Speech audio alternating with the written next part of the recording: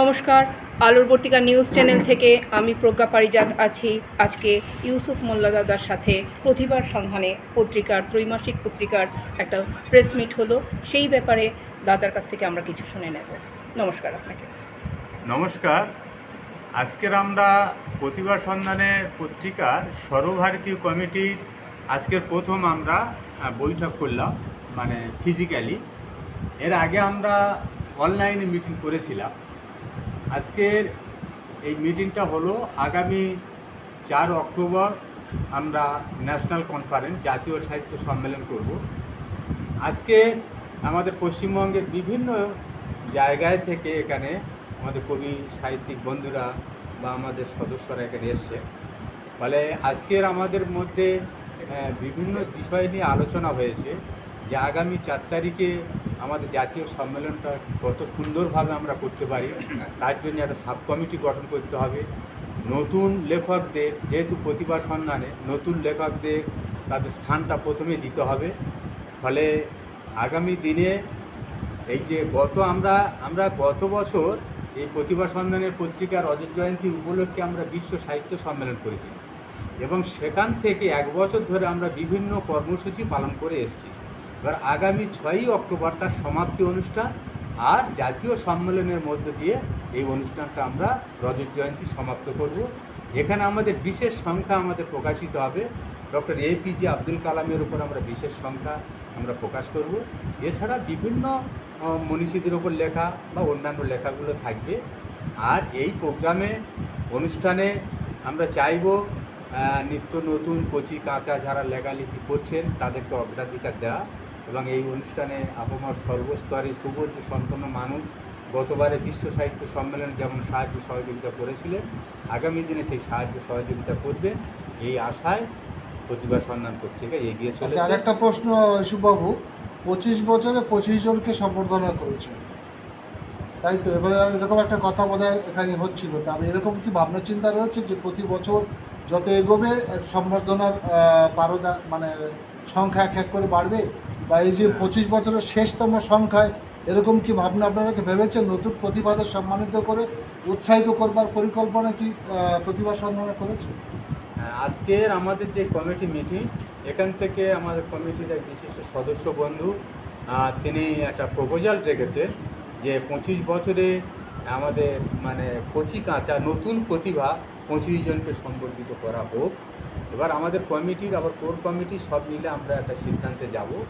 তবে আমরা আজ পর্যন্ত আমরা কয়েকশো মানুষকে সম্বর্ধিত করেছি। সেটার নয়, এই যে বছর ভিত্তিক একটা সংখ্যাকে ধরে রাখা, 4টে বছরে 4টে সংখ্যা বোধ আপনার ত্রৈমাসিক হলে পারে 4 25 100টাই হয়ে যেত। আর হয়েছে নিশ্চয়ই অনেক। এবছরের বিশেষ ভাবনাটা জানতে চাই। হ্যাঁ, এবছর আজকের মিটিংয়ের প্রস্তাব এসছে, আমাদের কোর কমিটি বসে আমরা ডিসাইড করব যে এরকম কিছু করার জন্য। শুধু তাই নয়, আমাদেরও আবার কিছু স্বপ্ন আছে। যে সমস্ত গরিব লেখক ভালো লিখছে, পয়সা করিনি, তাদেরকে অনারিয়াম দেওয়া। যদি আমরা প্রতিভা সন্ধানের পক্ষ থেকে তাদের 2000 টাকা 5000 টাকা একটা চেক দেওয়া যায়, এইটা তাদের জীবনের একটা শ্রেষ্ঠ পাওনা। আর লেখার জন্য উৎসাহিত করার জন্য কাঁচা লেখকদের বা প্রতিভাদের পাশে আপনার কমিটি কী ভাবছে?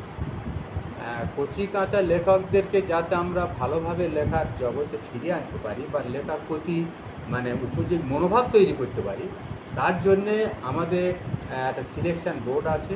যারা লেখা দেন সেই লেখা সিলেকশান বোর্ডকে আমরা দেওয়া হয়। সেখান থেকে সেই লেখককে ফোন করে বলে যে আপনার এই লেখাটা এইরকম করলে ভালো হবে, এইভাবে লেখাটা করলে ভালো হবে। তাদেরকে আমরা গাইডলাইন সেটা আমরা দিয়ে থাকি বা আমরা দিই, তাদেরকে আমরা গাইডলাইন দিয়ে যাচ্ছি। আর একটা প্রস্তাব আমরা শুনছিলাম যে নতুন করে যে মোটা যে সংখ্যাটা বেরিয়েছিল 25তম বর্ষের অনুষ্ঠানে, সেটা নতুন করে বিভিন্ন লাইব্রেরিতে দেওয়ার জন্য সংখ্যা বেরোবে, সেরকম প্রস্তাব কি গৃহীত হলো?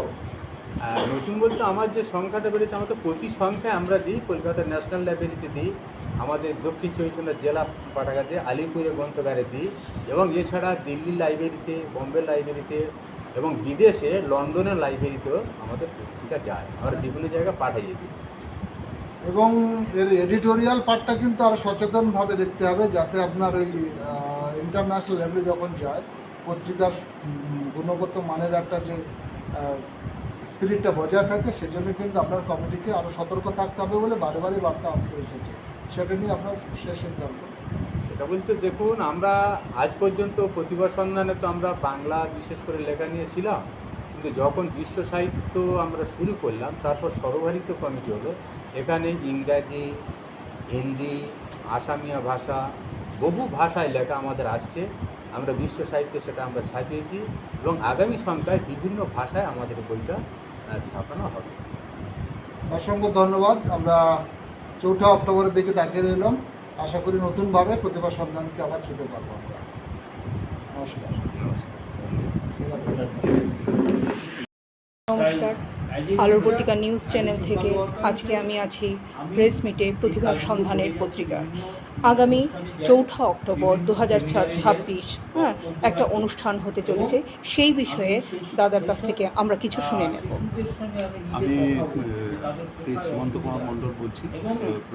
যে ন্যাশনাল যে প্রতিভা সন্ধানী পত্রিকার যে জাতীয় সম্মেলন হবে সেই সম্মেলন কমিটির কার্যনির্বাহী সভাপতি আমি শ্রীমন্ত কুমার মণ্ডল আপনাদের সামনে কথা বলছি।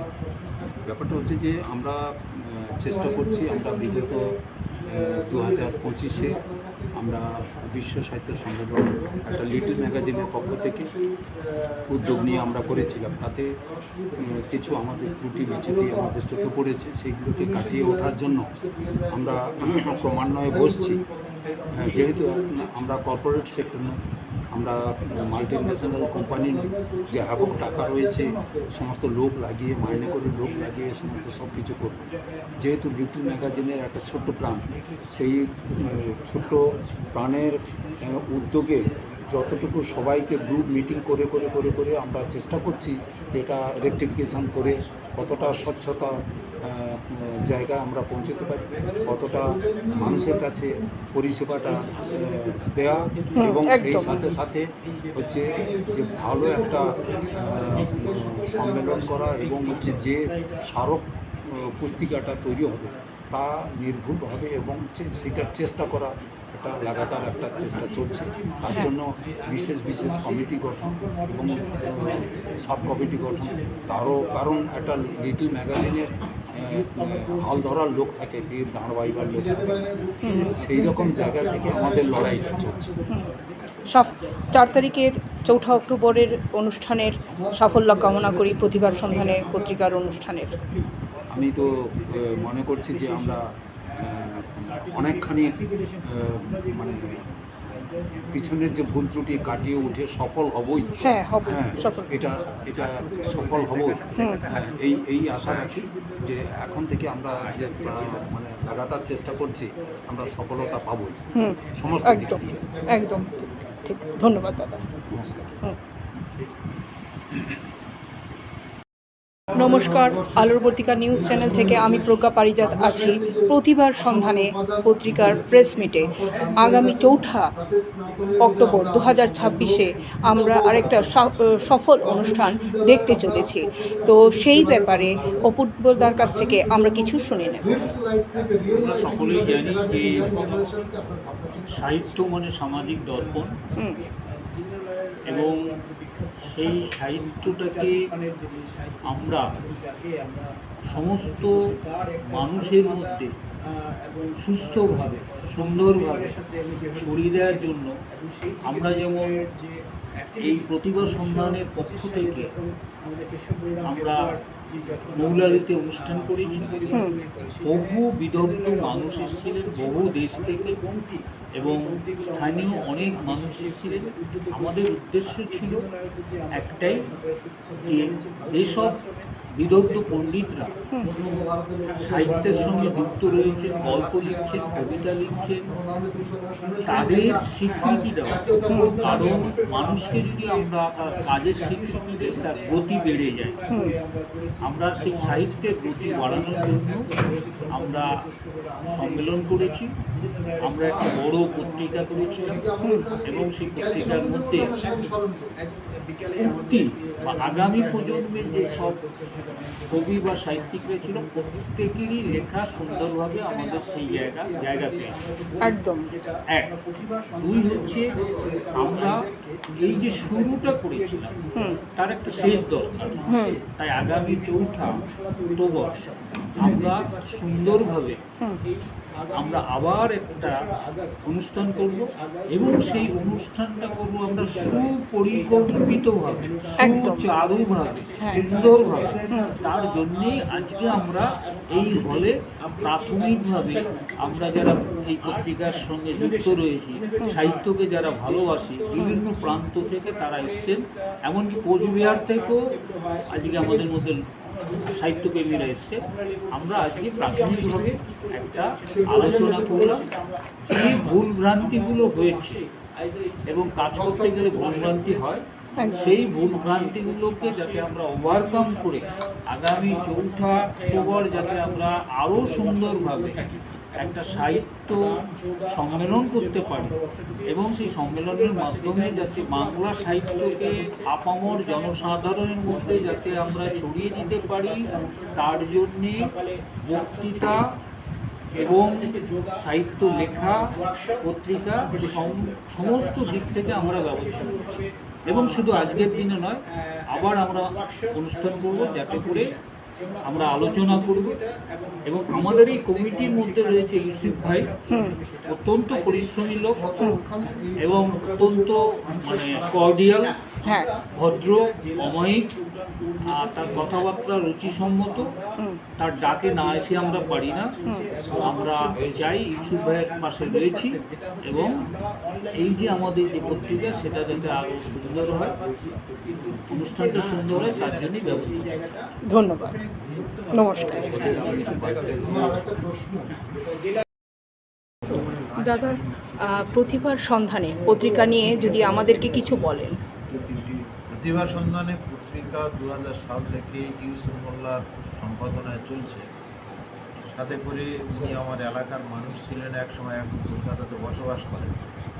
উনি সবসময় চিন্তাভাবনার মধ্যে রাখেন যে ছেলে মেয়ে অথবা নতুন প্রতিভা নতুন লেখালেখি করছে ছাত্রছাত্রী, তাদের মধ্যে একটা চেতনার সম্মেলন পত্রিকার মধ্যে নিয়ে আসা। সাংস্কৃতিক চেতনা সম্পন্ন লেখা এই পত্রিকায় বেশি করে উনি স্থান দিতে চান। আগামী দিনে ওনার ইচ্ছা আছে এটা সারা পৃথিবীব্যাপী যত নতুন রাইটার আছে পুরনোদের সঙ্গে মিশিয়ে সারা পৃথিবীব্যাপী তাদের সেই লেখাগুলোকে সুস্থ সংস্কৃতির মঞ্চে পৌঁছে দিতে, যাতে করে আমরা একসময় প্রতিভা সন্ধানের হাত ধরে লিখেছি, এখনো লিখে চলেছি। আগামী দিনে আমরা অনুপ্রেরণা দিচ্ছি অন্য অন্য যারা রাইটার আছে বা নতুন লিখছে বা ছাত্রছাত্রী যারা সাধারণ গরিব ঘরের ছেলে মেয়ে যারা, তাদেরকে আমরা অনুপ্রেরণা দিয়ে ইউসুফ মোল্লার সঙ্গে সহযোগিতা করে নিয়ে আসছি।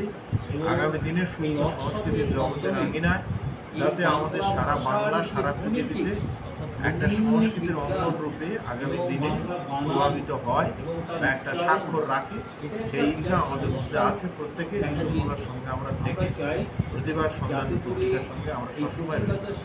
ধন্যবাদ। আর আগামী 4 তারিখে জাতীয় সম্মেলনের মধ্য দিয়ে 25 বছর পূর্তি উপলক্ষে সমাপ্তি অনুষ্ঠান একটা হবে। সেখানে আমরা আজকের মিটিংয়ে সর্বাঙ্গীকরণের চেষ্টা করছি, বিভিন্ন বিষয় নিয়ে আলাপ আলোচনা করলাম যাতে করে আগামী 4 তারিখের অনুষ্ঠানটা সাফল্যমণ্ডিত করা যায় এবং আগামী 4 তারিখে সবাই মিলে একজোট থেকে এই সাহিত্যের আঙিনাকে পৌঁছে দেওয়া যায় একটা সুন্দর প্রভাতের দিকে, সেই চেষ্টা আমরা করছি। ধন্যবাদ দাদা।